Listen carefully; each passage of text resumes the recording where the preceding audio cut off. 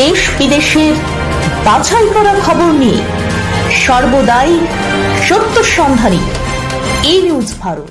নমস্কার, ই নিউজ ভারতে আপনাদের সকলকে স্বাগত। শুরু করছি ওয়েদার আপডেট। টানা বৃষ্টির জেরে কলকাতা সহ গোটা দক্ষিণবঙ্গের তাপমাত্রা এক ধাক্কায় কমে গিয়েছে। তবে বুধবার থেকে ধীরে ধীরে ঊর্ধ্বমুখী হবে পারদ। বুধবারের পর থেকেই দক্ষিণবঙ্গে যেহেতু বৃষ্টির পরিমাণ কমতে শুরু করবে, ফের বাড়তে শুরু করবে তাপমাত্রা। দক্ষিণবঙ্গের জেলাগুলিতে চলতি সপ্তাহে এক ধাক্কায় তাপমাত্রা 3 থেকে 5 ডিগ্রি পর্যন্ত বেড়ে যেতে পারে। দক্ষিণবঙ্গের পাশাপাশি উত্তরেও বাড়বে তাপমাত্রা। আগামী 5 দিনের মধ্যে উত্তরবঙ্গের জেলাগুলিতে 3 থেকে 5 ডিগ্রি পর্যন্ত তাপমাত্রা বেড়ে যেতে পারে। যদিও উত্তরবঙ্গে 10ই মে পর্যন্ত ঝড় বৃষ্টির পূর্বাভাস রয়েছে জলপাইগুড়ি, কোচবিহার সহ সব একাধিক জেলায়। একই সাথে ঘন্টায় 50 থেকে 60 কিলোমিটার বেগে দমকা ঝোড়ো হাওয়া বইতে পারে কোথাও কোথাও।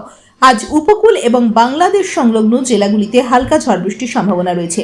শুক্রবার থেকে ফের তাপপ্রবাহের সতর্কতা থাকছে বাঁকুড়া, পুরুলিয়া, পশ্চিম বর্ধমান এবং বীরভূম জেলাতে। কলকাতা সহ দক্ষিণবঙ্গের বাকি সব জেলাতেই গরম এবং অস্বস্তিকর আবহাওয়া বজায় থাকবে।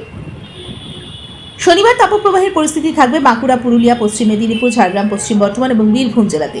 আজ কলকাতায় রৌদ্রোজ্জ্বল দিন। আজ কলকাতা ও তার পার্শ্ববর্তী অঞ্চলে দিনের সর্বোচ্চ তাপমাত্রা 33 ডিগ্রি সেলসিয়াস, সর্বনিম্ন 27 ডিগ্রি সেলসিয়াস।